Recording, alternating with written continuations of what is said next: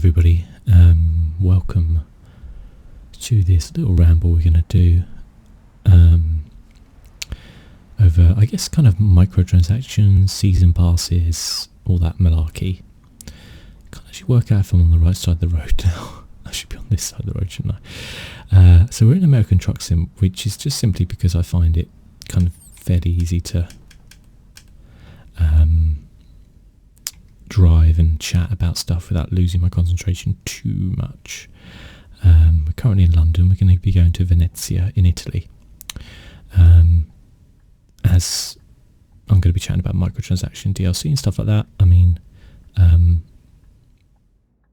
American Truck Sim has its own DLC and stuff like that. It's not playing this game to kind of like say that this is an example of some of the things I'm going to chat about, but I guess I might bring up some bits and bobs of it as we go through.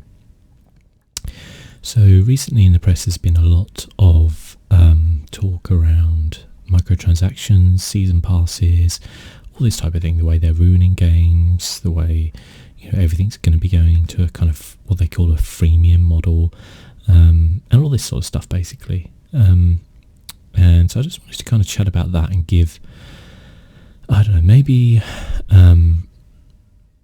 a look at both sides of the argument really, because I think there are some interesting points to be made from both kind of game developers, game publishers around why things like this exist, and also the worries and fears of people of where the games industry is heading.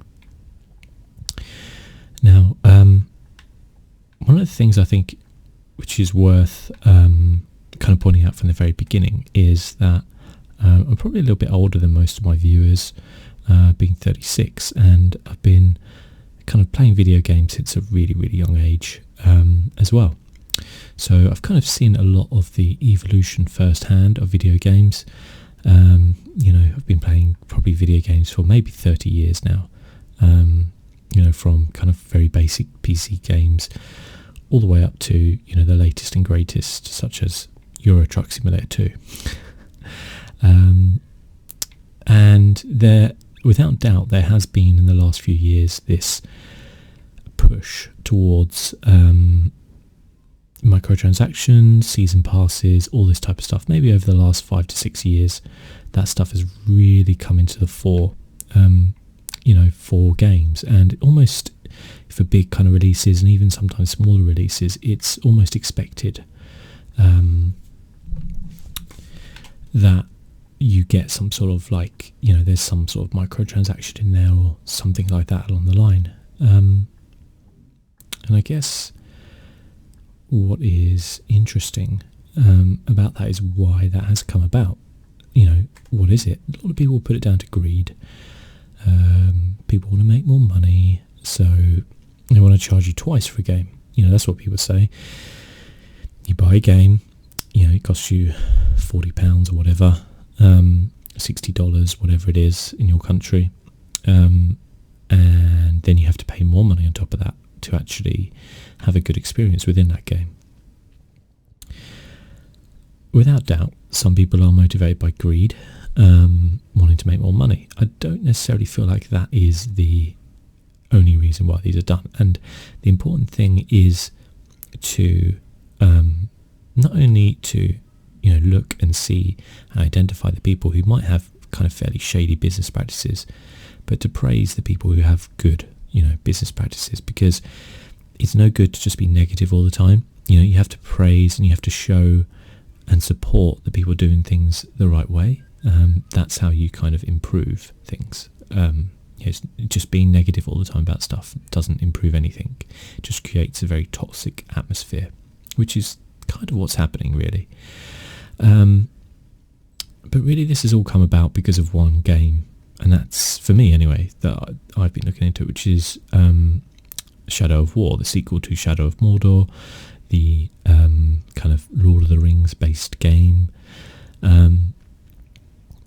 which is coming out very shortly actually, and a game which, when it was announced, everything like that, I was very interested in, because I enjoyed the first one. I was looking forward to seeing where they were going to take this. It looked like they were going to do some very interesting things and kind of push it forward in a new, interesting direction, and it's intriguing. And yeah, they did a great job on the first one. I thought it was a really good game. Kind of came a bit out of nowhere, and was many people's game of the year when it came out.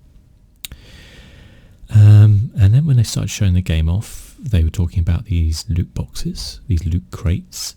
And then there was the whole thing around the DLC featuring as a kind of tribute to one of their colleagues, which is probably worth mentioning because while it's not totally related to a lot of this stuff, it does, I think, kind of show some real shadiness on the business practices there of WB Games, because for those of you who don't know the story, very sadly during the making of the game, I think one of the producers actually passed away, which is really sad, obviously. They decided to kind of immortalise him in the game by becoming this almost, if you've played like the Fallout games, you'll know about the mysterious stranger who shows up to help you out. Well, that was kind of the idea behind him. He would kind of jump in and help you save you, and the idea was that it would be paid DLC, and that money would go to the family, his family, to try and help support them, which is a lovely idea. It's fantastic. Seems to be a pretty good idea, to immortalise somebody in their game and also to try and raise money for the family. The problem came about when people noticed that only if you're in certain states in the US would that money go to the family, and when it was sold, and the DLC was being sold worldwide. So, for example, in the UK where I live, that money would have gone straight to the producers of the game rather than to the family. Now, this was kind of brought up, and it took a while for them to actually respond to it. And when they did, the response, in my opinion, was really not very good. They basically said that they always intended all the money to go to the family, but because of certain rules and regulations around, they couldn't advertise that as such, but they were going to do it anyway. It's kind of one of those things. If anybody watches Father Ted, which is a classic, and you should watch it, by the way, if you don't, but there's this whole running joke where the reason why he gets sent to this kind of faraway island is because during this kind of charity thing, the money ended up in his bank account, and he's always going, it was just resting in my account. I kind of feel like WB Games had that kind of same attitude where they would have been like, no, that money was just resting in our account until we sent it to the family. It took them like a week or so, maybe more, to actually come up with this response after the story broke that all the money wouldn't all be going to the family.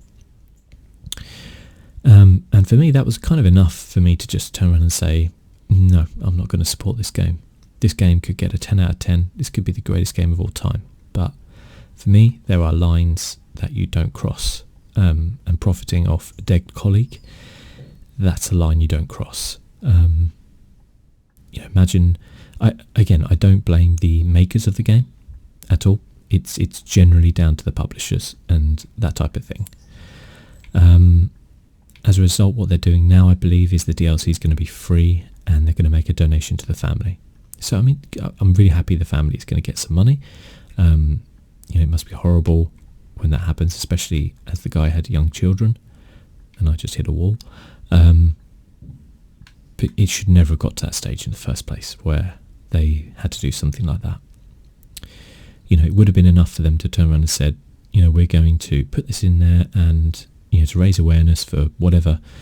I think he unfortunately died of cancer, so they could have just said to raise awareness for cancer, it's going to be free, and we'll make a donation to the family. And you know what? They would have come out with that with a lot of credit, but they didn't.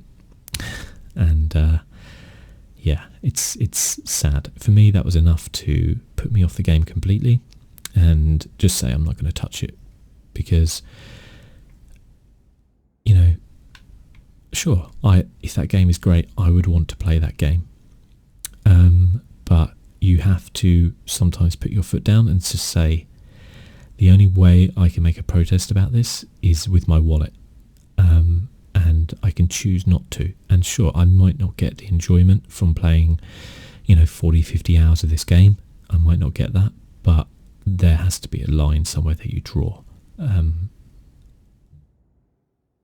as you'll see kind of as I chat about this, I'm not wholeheartedly against microtransactions or season passes or any of this kind of malarkey that's going on, but there are right ways to do it and there are wrong ways to do it. And we'll chat about kind of the way it is and a lot of the double standards which actually kind of go on in the kind of industry as a whole. But really one of the reasons why I was talking about Shadow of War is because they introduced these loot boxes, which were very, very controversial. Now loot boxes are not unusual in games, especially you see things like, say, Overwatch has loot boxes, which people can buy or they can gain in game, and it gives you cosmetic abilities or skins or sprays, just general stuff like that. It doesn't affect the game in any way apart from making you want to look good, and ultimately people can decide whether or not to buy those things. I don't wholeheartedly have a problem with that. I would prefer that there was a way for you to earn that stuff in game that wasn't a loot box, that you could perhaps earn currency in game to just allow you to buy the skins and things like that. So, but we'll go into why that doesn't really happen, I guess, in a bit. Anyway, so Shadow of War has it as loot boxes. What do these loot boxes give you? They actually give you advantages within the game, which is kind of incredible. We've got to this stage now where it used to be a lot of cosmetic stuff, but now it actually gives you like people to fight alongside you or people to fight at your garrison or whatever the heck it is. And a lot of people are like, well, yeah, single player game, fine. It's not hurting anybody, is it, if someone wants to spend that money? It's true. Although there are multiplayer aspects to the game, which, is a little bit weird. Where do I need to go down? This one. Nope, that one. So effectively it could give you an advantage in multiplayer over people. Now, don't get me wrong, I don't really think Shadow of War is going to be some sort of esport. So, I'd question whether or not that would really matter. But, at the end of the day, it's something which people kind of want to avoid. Right, let's go to Calais. There we go.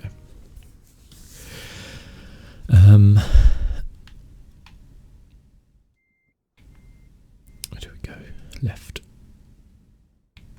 Let's just use this view so we don't crash. Now,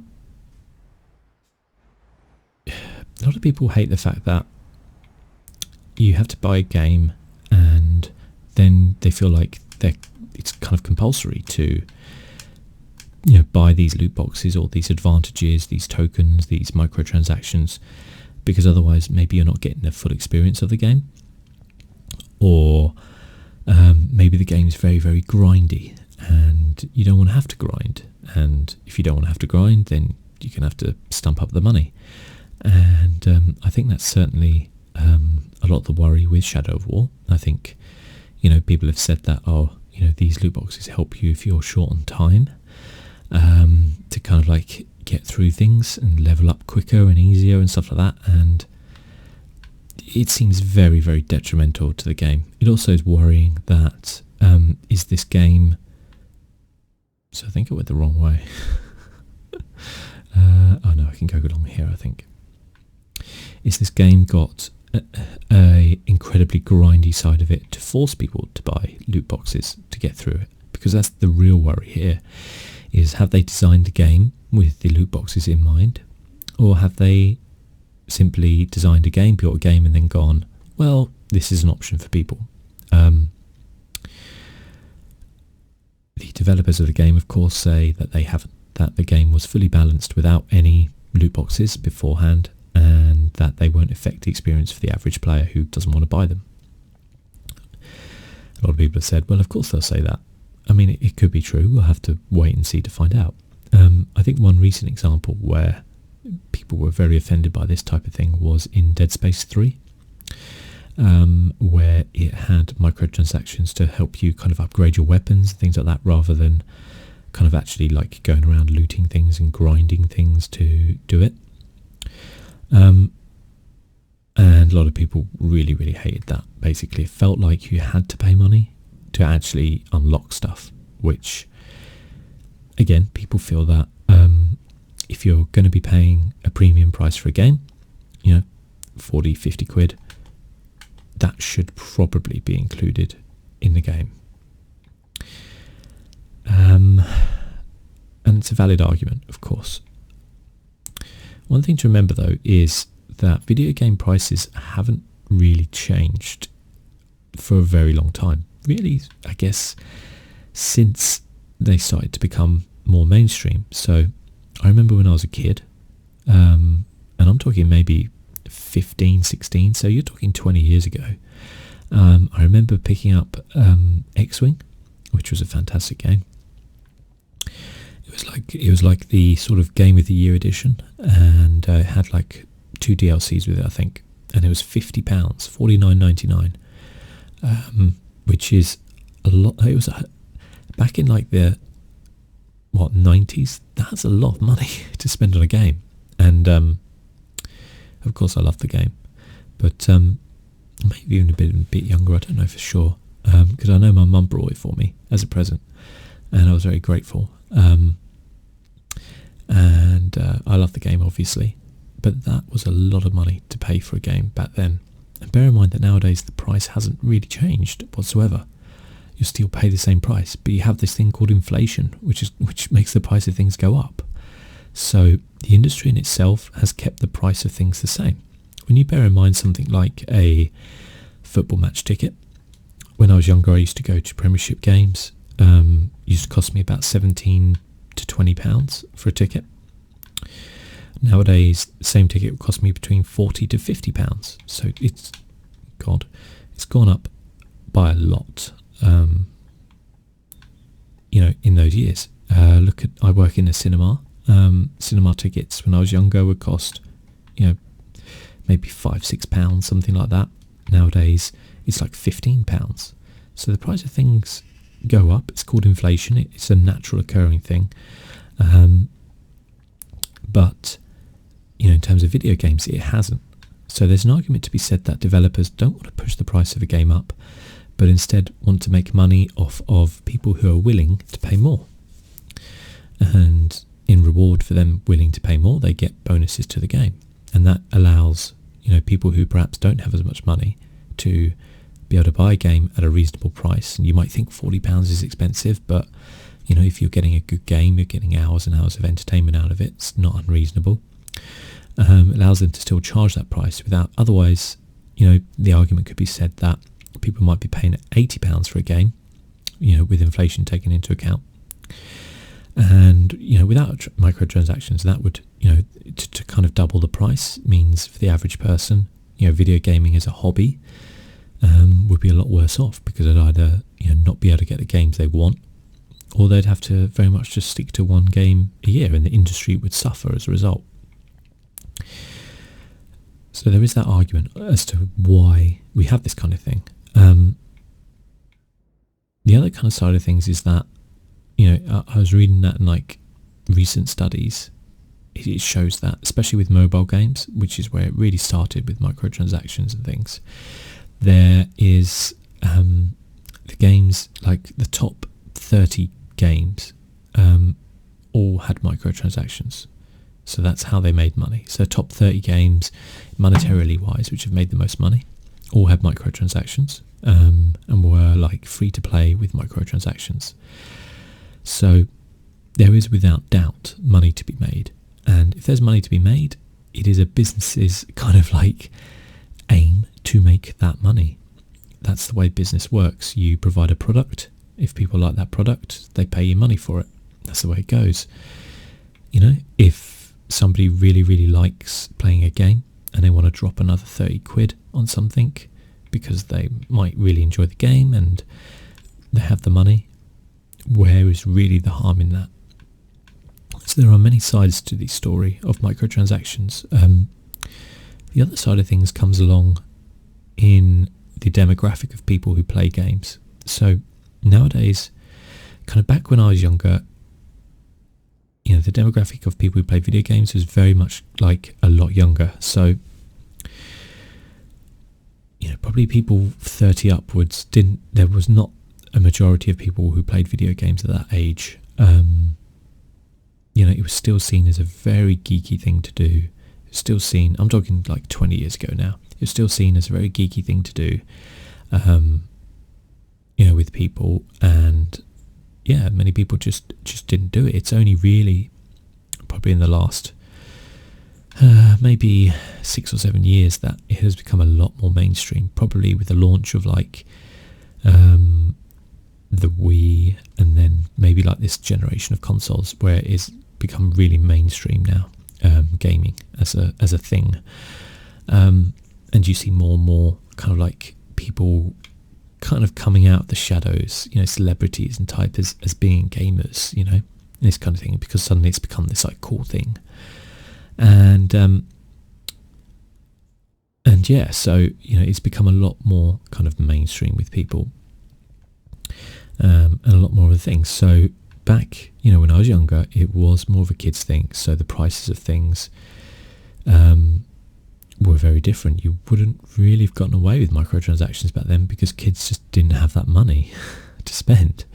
And on the flip side of things, video games didn't come out as often. There was like maybe 5 releases a year, which were really big, or really the thing you were into, and that would be it. You didn't have this kind of almost like, you didn't have it, a lot of it where you have it nowadays, where people, if a game releases, it releases on all the consoles. That was pretty rare. Back in the day, it used to kind of be like, okay, this is a PC game, this is a Sega Mega Drive game, this is a Nintendo, Super Nintendo game, whatever it was, and they wouldn't see the other consoles. So you kind of had like 4 or 5 games which came out a year, which might be really big, and you pick them up. Nowadays, it's like 4 or 5 a month, where you're like, and sometimes they're smaller indie games, sure, but a lot of the time they're kind of big games. I was just looking at it this month and I'm like, I've still got like South Park coming out, then we've got like Far Cry, Assassin's Creed, FIFA's just come out. There's loads and loads of games coming out. So the difference between what was then, back in the day, I kind of played video games, and the difference to kind of nowadays where I play video games is that it's people have more money who are playing video games because they're older. So me being 36, I have a steady job, I have steady income, I have disposable income each month, which I can choose to spend on whatever I wish. And, I enjoy playing video games, so I spend it on there.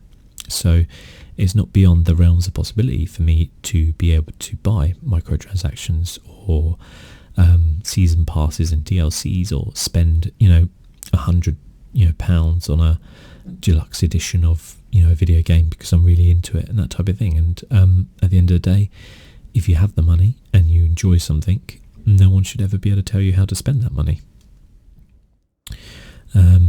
So the demographic of gamers has changed a lot over the years, as I said, as it become kind of more mainstream, and they've gotten older, and when people are older they generally have more money. Generally, it's not always the way, obviously. With family and kids and things like that, a lot of people don't. It's it's the way of things, really. So there is an argument to say that, well, the people who are there and have the money, they subsidize the people who don't have the money. The argument being that if somebody is particularly wealthy in their 40s and they love playing video games, and they're going to drop 200 quid on Shadow of War loot boxes just because they love the game, and they've worked hard their life and they've got money and a good job and maybe something like that.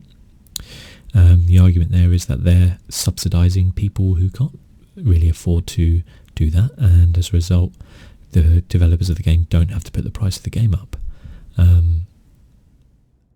There is that argument. I'm not saying that is the argument, that is the truth. I'm just saying there is that argument of things. It's important to note as well that it's not just Shadow of War doing this. I'm kind of using them as an example, which is a little unfair because the game's not out yet and we don't know exactly how loot boxes will affect things. Now, I obviously said that the kind of demographics of people have gotten older as we've moved on in years, and will continue to do so as my generation get older. But also sometimes what it means when you get older is you might have more disposable income, but you generally have less time.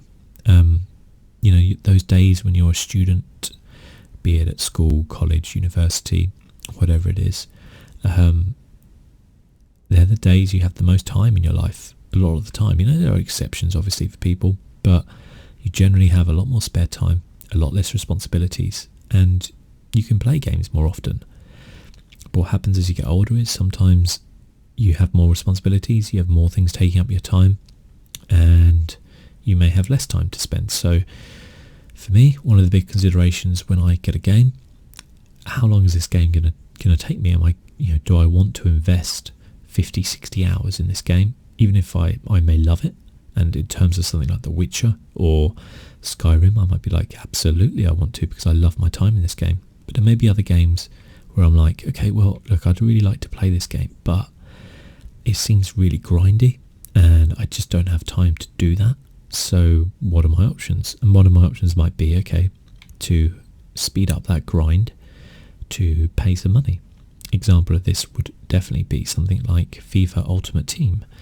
I enjoy playing FIFA Ultimate Team, but I do not have the time to grind away at getting coins and things like that, to get packs, open them and get better players, and then grind away and do stuff like that. So especially with the last FIFA and FIFAs before, I've often brought packs to try help that along, to speed that up, because I don't have the time to sit there and do that. If I was maybe 16 to 20 again, maybe had that one game which was going to last me a few months because I didn't have very much money, I could sit and grind away and probably do well, and I'd probably get a really good sense of achievement from doing it. So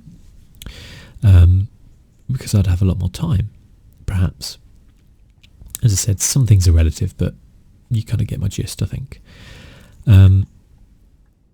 So yeah, there's that time-saving aspect. Of course, as I said, with Shadow of War, the worry is that people will make games purposely grindy so that you have to buy these things, which is unfair on the people who don't want to buy microtransactions, or simply cannot afford to, because they might be able to afford to get a couple of games a year, and and that's it, because they either don't have much money or they have commitments for where that money is going, like on their family or other things, other hobbies, etc.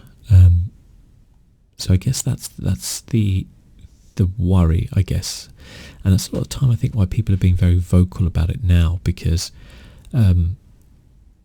as these creep in and as they go through, and sometimes they try to sneak under the radar, the worry is that this sort of practice is going to become more common and it's going to become more acceptable, and if people don't kind of push back on it now, then it will just become the norm, and then we will get to a situation where every single time you want to buy a game, you have to pay for the £60 or £80 special edition just to get something that is going to be playable for you.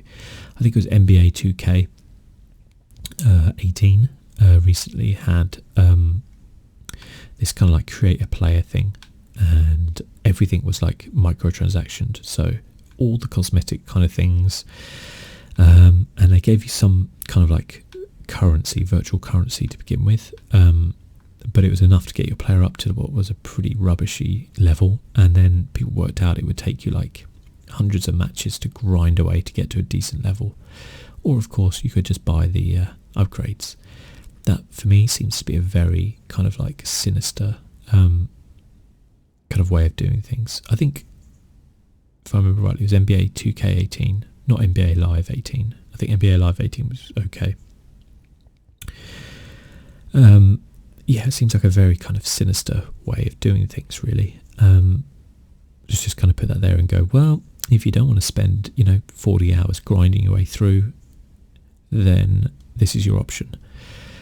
Pay another 30 quid, 40 quid and unlock all this stuff, which, I can't say I'm a particular fan of, because, there's some games where I don't mind spending money on, and there are other games where I'd like to be able to spend my money and get a complete game for that price, which, I don't feel like you get when people lock things behind paywalls.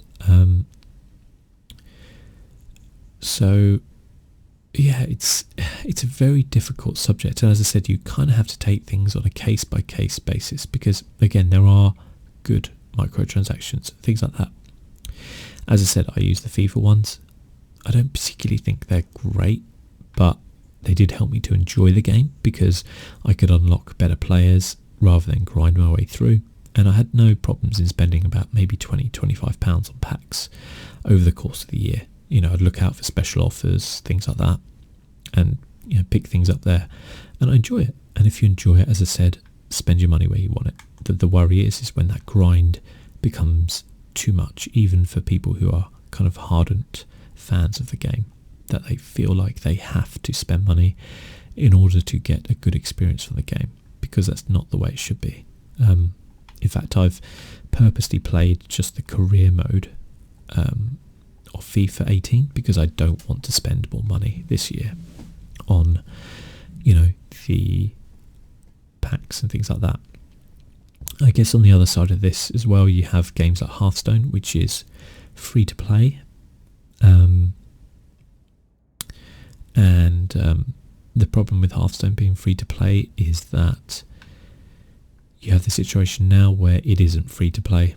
You cannot compete at a free to play level unless you're going to spend hundreds and hundreds of hours in the game, and for me, that's where the worry kind of comes in, is that our game's going to turn into that, where it's like, okay, look, the game's free, you can play it, but if you actually want to be competitive in it, then you're going to have to pay money.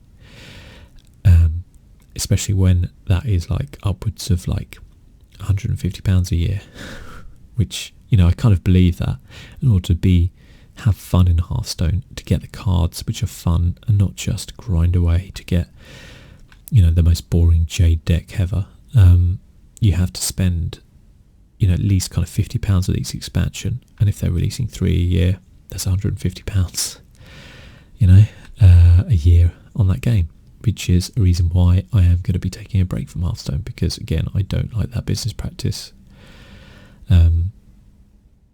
There's many things I could go into with Hearthstone. I could do a whole separate video on why I think the way they approach things is wrong, but ultimately the only thing I can really do to affect things is vote with my wallet and say, I've had a good time in that game, but maybe enough's enough.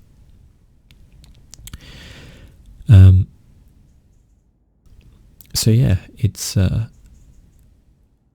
interesting conversation to have around microtransactions, I think. The good and the bad, seeing how people do things, the prices of things, the way they go, like people perhaps talk about something like Rocket League, or even Overwatch to an extent, I guess, where it's just cosmetic things and it's fun and people like that sort of thing. Obviously we've had the kind of real shady stuff go on with CSGO, around the kind of skins there, the skin trading and the gambling, and it does feel like the thing which kind of annoys me, especially about loot boxes, is that it is the randomness of it. Like, what happened to a time in video games when, say, you're a truck sim, I have to drive my truck around to be able to afford a better truck, but then once I can afford that, the sense of pride and achievement I get is really good. If I just opened up 5 loot boxes and then got the best truck out of it, where was the sense of achievement? Yeah, sure, instant gratification, I would be like, wow, that's brilliant, I got a great truck. But where would the achievement be? Where would the pride be in driving it around going, hey, look what I got from, working hard, or, figuring out a good system in the game, or, playing well, skillfully. I don't think there's a way to do that in Euro Truck Sim, but you know what I mean. Where did that go? That's the kind of worry, I think, is that, are we moving into an instant gratification kind of era where everybody wants everything now, and so they'll pay to get it now because they want the edge. They've got to be the best, the very best, the best there ever was. Instead of a kind of a case of like, okay, I like this game, I want to play it well, so I enjoy it, I'm going to practice at it, and I'll get my rewards from playing it and practicing. When you might do that, say in FIFA Ultimate Team, you might practice, you might play, you might have made yourself a half decent team, and then so many times I played on Ultimate Team and I had a half decent team, nothing special, but it was half decent, and I'd go in and I'd play a guy who had just like everything was like top of the range sort of thing, and you're like, you must have like paid money for this, because there's no way you can actually afford to play this game. Or something like Hearthstone, where it's like, okay, the card everybody has to play now is this legendary, so the chances of this drop rate of this legendary from just grinding it out is so low that you have to probably should stop there actually, but never mind, that you have to pay money to up the chances of you getting it.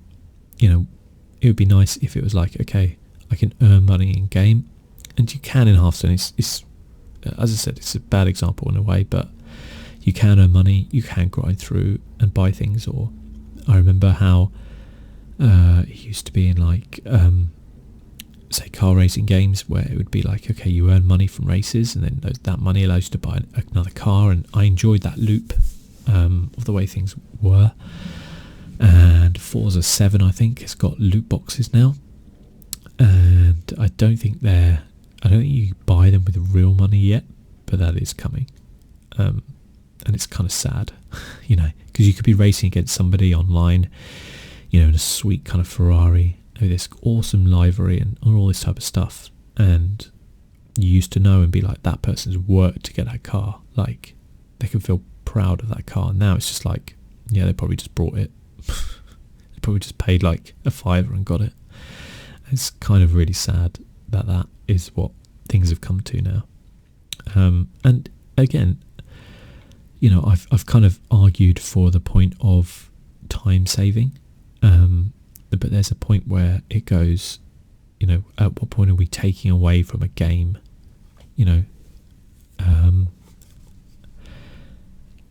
At what point does it just become about somebody showing off their wallet rather than their skills? Which is, kind of sad, I guess. So yeah, microtransactions. I mean, I think the thing with microtransactions is they're here to stay. I don't think they're going to be going away anytime soon. I should probably put my lights on. So we should probably get used to them, right? I mean, they're probably here to stay. As I say, I hope that the industry doesn't kind of self-destruct and implode on this and lose a lot of goodwill.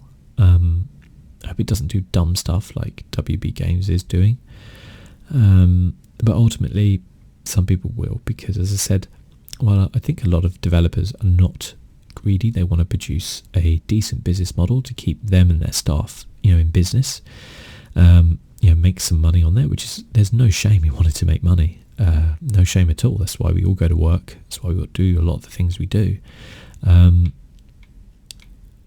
But to do it at really the expense of, the people who buy your products, and to kind of nickel and dime them is not a long-term solution, shall we say.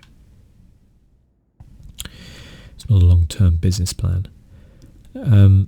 So yeah, I guess the next thing I want to talk about was things like season passes and stuff like that, because again, they're very contentious and, kind of like microtransactions, they're a dirty word now. People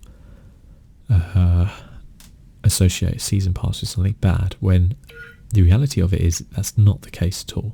Let me wait while I just take my phone off. I did put it on silent, but I think I've been driving for too long that it just didn't work. So yeah, there we go.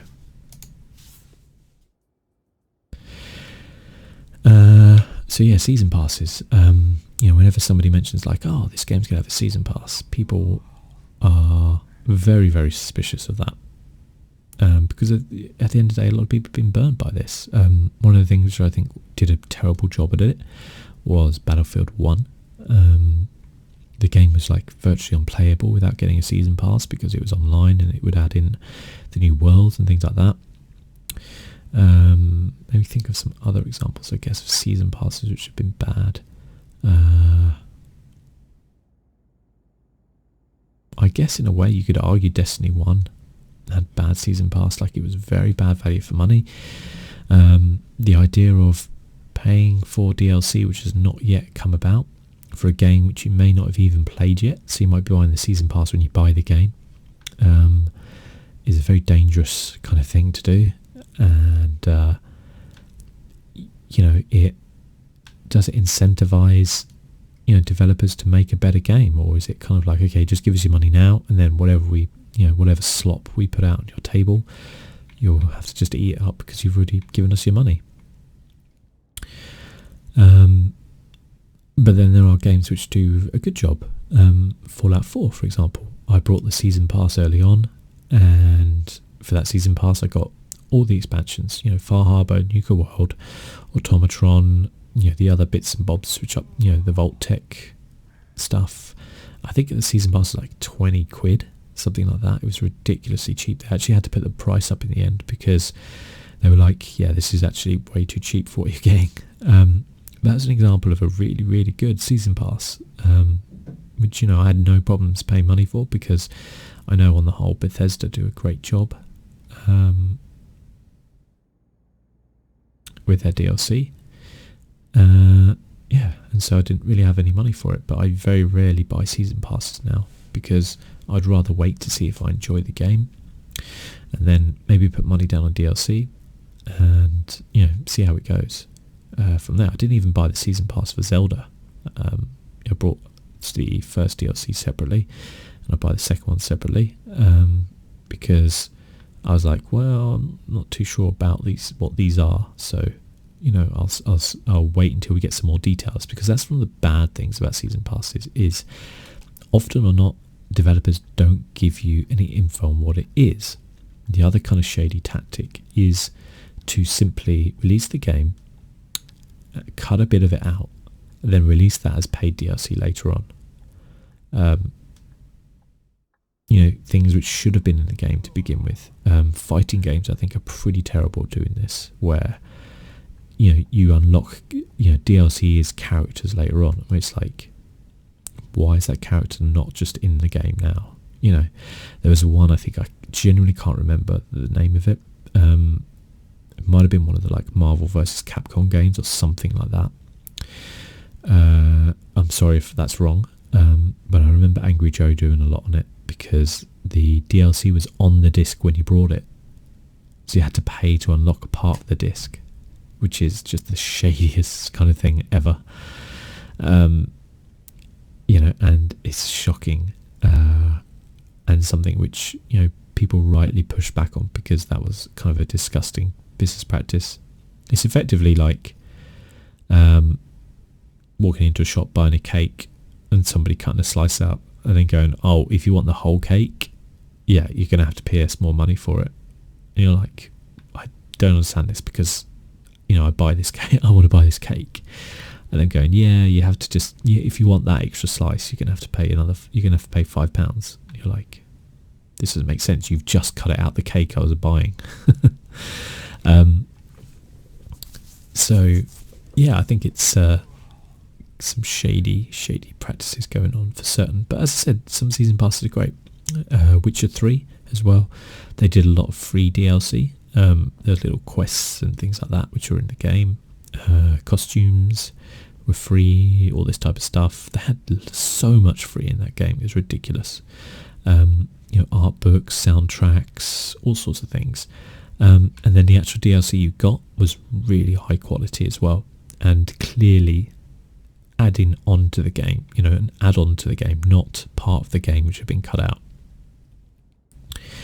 And that's what I always look for in DLC. Is it adding to the game, or is it simply more of the same game?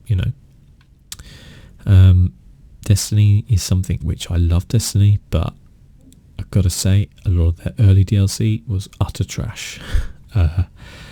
It was really not adding anything to the game. And the kind of worst thing about that was you kind of had to get the DLC to, you know, if you wanted to play, you know, Crucible and things like that, or if you wanted to, you know, raise your light level and stuff like that.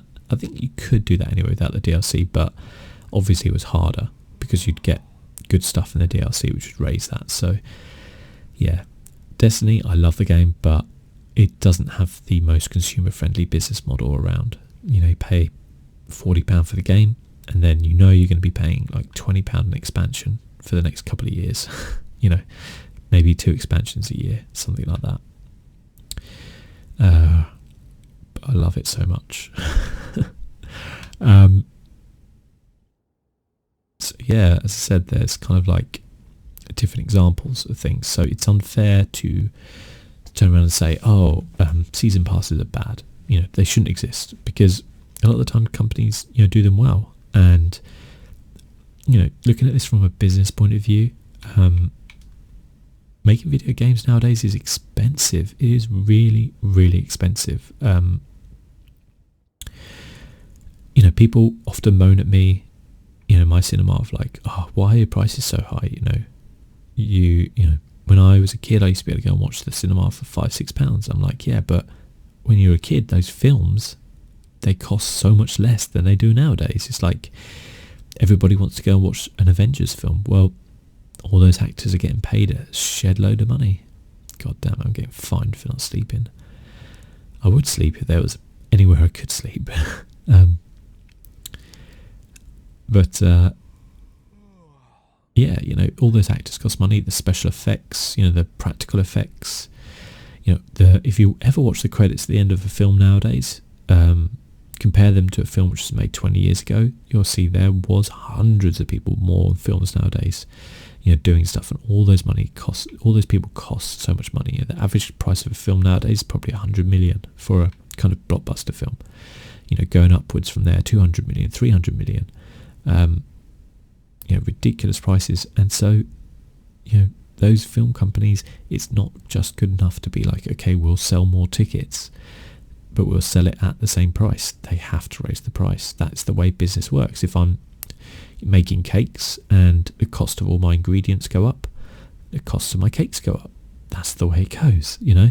And in terms of video game developers, you know, all the equipment they use, you know, all those mocap studios you see, and, you know, all that type of stuff, you know, it ain't free. This stuff costs money, serious money, and they have to do that.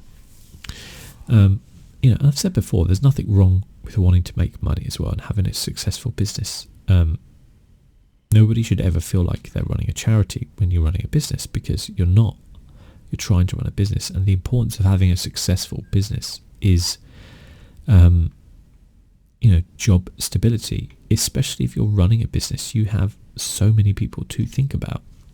If I think about, say, the guy who's like the head of EA, they employ thousands of people. Okay, he can't just turn around and go, well, you know what? Oh God, turn my engine off. You know what? Yeah, you know, we won't have. We're going to get rid of the Ultimate Team, you know, buying packs. We'll make it a lot easier for people to buy packs and do things like that. Yeah, we'll lose like 20 million this year, but you know, it's probably an exaggeration, but you get what I'm saying, because that 20 million, you know, that money's going to come from somewhere.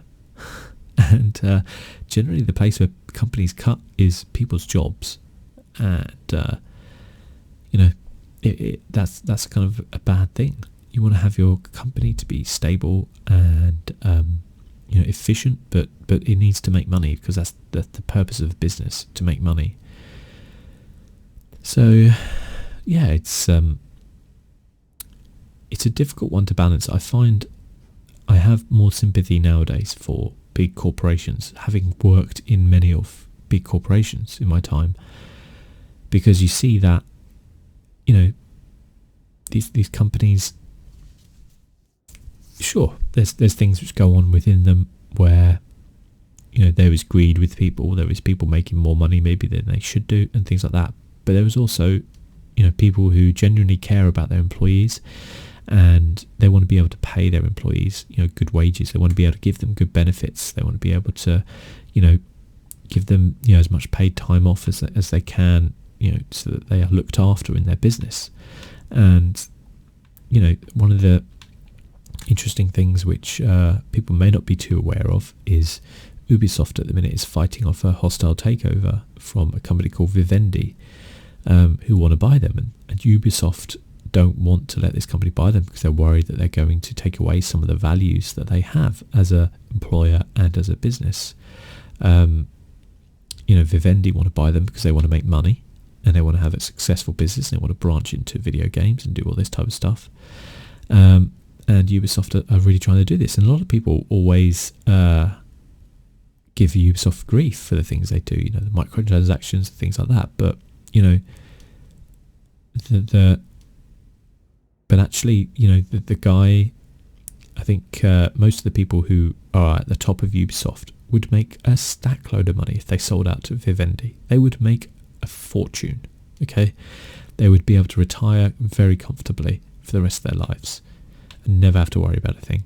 But they built this company up. They want it to thrive and be successful, and they don't feel that this company coming in who wants to take them over and is buying up shares is going to be good for the company and provide a stable base for the company. So they're trying to fight it off, basically.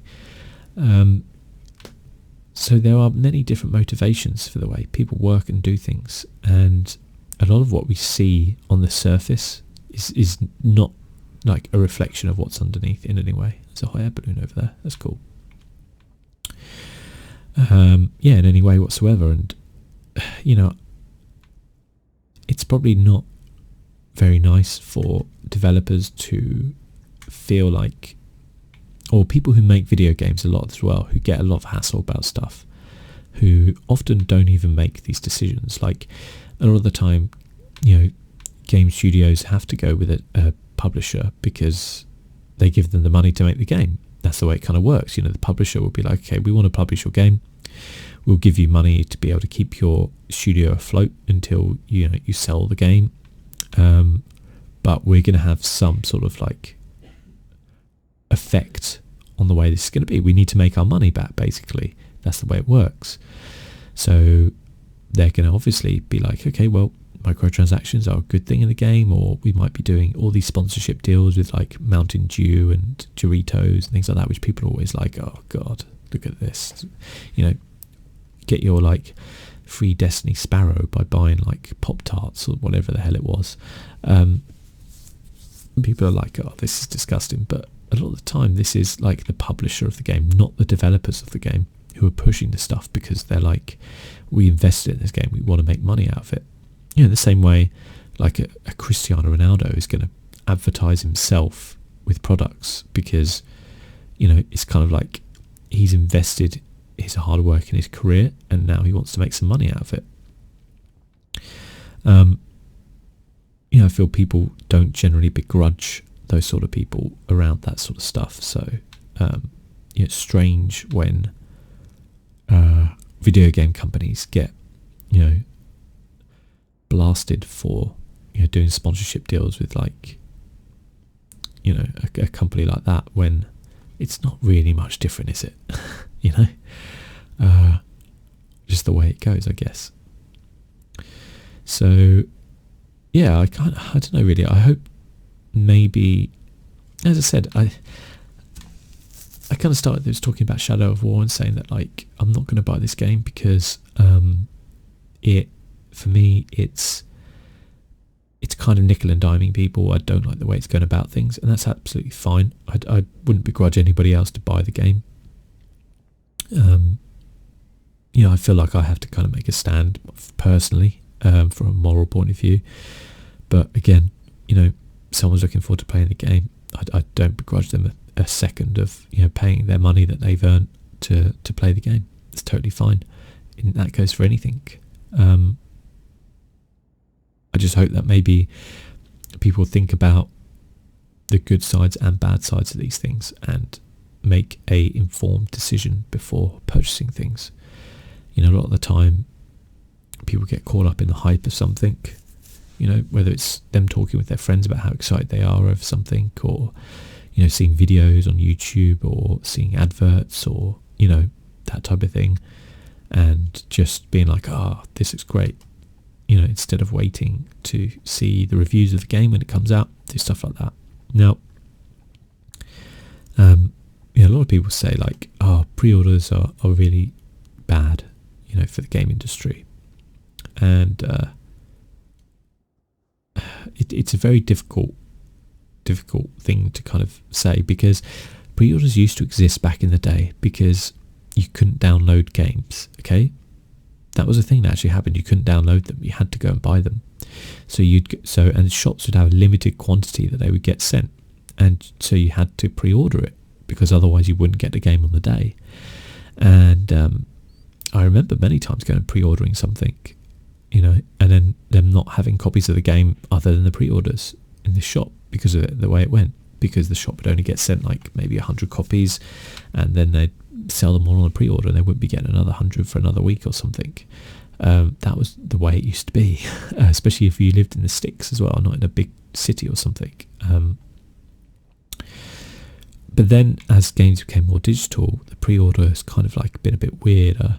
They've had to offer more incentives. I think they've been offering incentives like, you get early access to stuff, or you get these free bonuses with it, or stuff like that.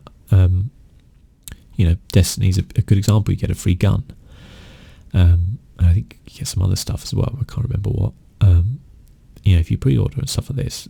And so a lot of people are like, you shouldn't pre-order because you don't know what the game's going to be like. You don't know how good it's going to be. And I still do pre-order games. I'll admit that. But there is also other reasons why. So, for example, if a game is coming out, and especially if it's got a large online component, it can give a company a heads up to the levels of people who are going to buy a game, which they might not be able to get from any other way. So that's especially why you see a lot of betas and things like that as well, with people, because people want to stress test their servers. But genuinely, if a game doesn't know how many people is going to play the game, how can they put a server infrastructure in place to keep that game going? So think of it as like, I think of it as my point of view working at a cinema. People pre-book their tickets so that they can get good seats. That's their perk. And the perk from us is that we can turn around and go, wow, this film's had a lot of pre-sales. We're going to have to up our forecast for the week. We're going to have to get more staff to be able to serve these people. And if just nobody pre-ordered, we'd never know. We'd never know how busy that film will be. We could make a guess, but we just wouldn't know. So it's a really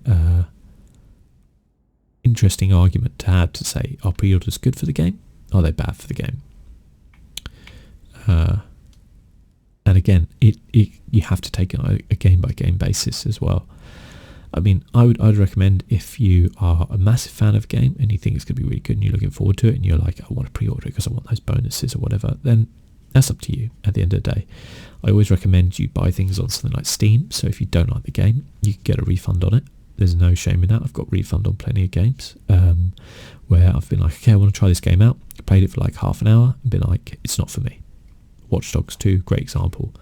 Cuphead was a recent one as well. Cuphead looks so good. I cannot play that game. I don't have the time to invest to get skills in that game, so it's just not for me. But I love the look of it though, and the way it is, and I feel I would really enjoy it if I had the time to actually invest in the game, but I don't, so it's not for me.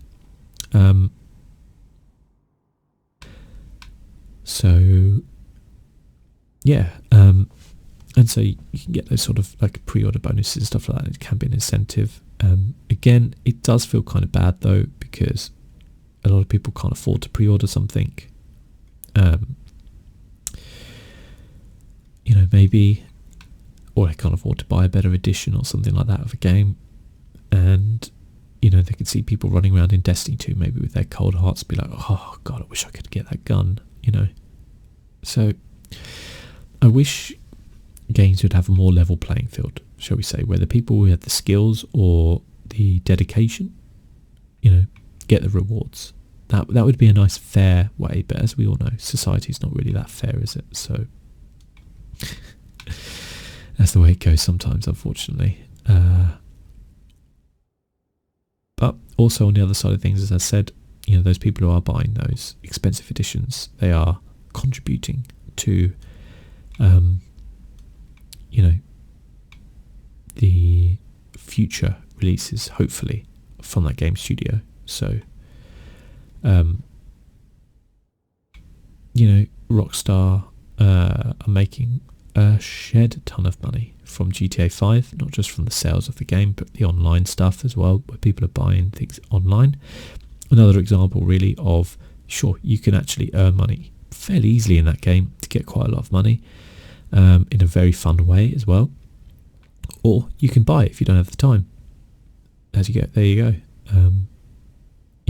I don't feel like it gives you a massive advantage in the online to just buy everything. I still think there's a good enough skill component in a lot of things where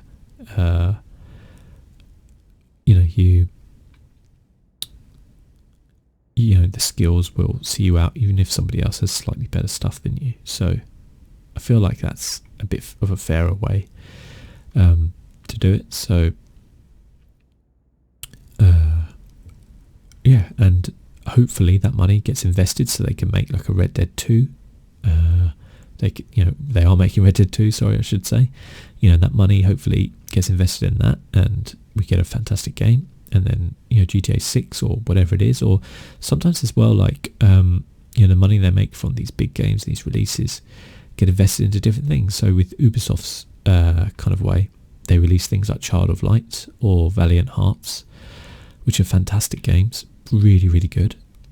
Not commercially successful, but they can afford to put those out because, their Assassin's Creeds are making money, their microtransactions are giving them that money to be able to go and create that, slightly more indie version. And you see that with films as well a lot, where, a company will have, film company will have a couple of big blockbusters for the year, and that will pay for all the other films that they're doing, smaller ones where they can invest in, more unheard of directors and writers and things like that.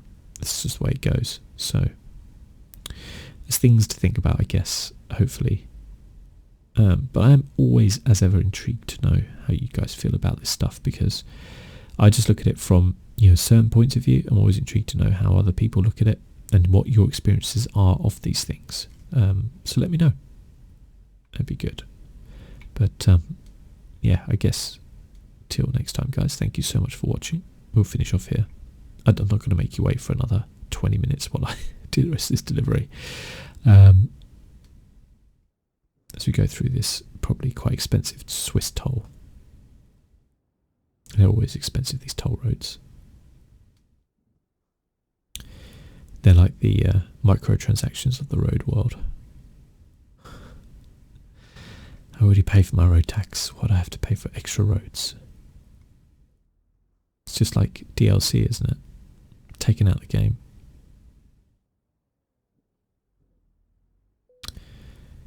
$7 or €7. I'll live with that. Anyway, guys, thanks for watching. I'll catch you next time.